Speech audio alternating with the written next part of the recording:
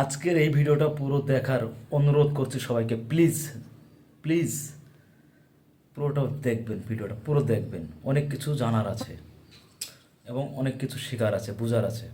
এই ভারত খানকির বলা শেষ পর্যন্ত পাকিস্তানে তুই হামলা করছস।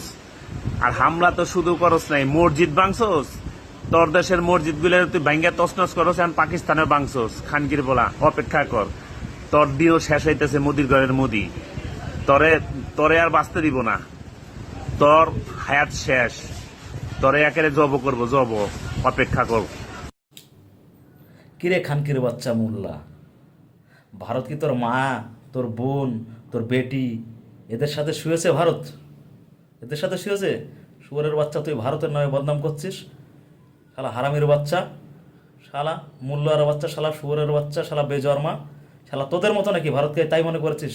এই শুয়োরের বাচ্চা, তোদের মতো মনে করিস যে শালা নিজের মা বোন বেটির সাথে সই? শুয়োরের বাচ্চা নোংরা।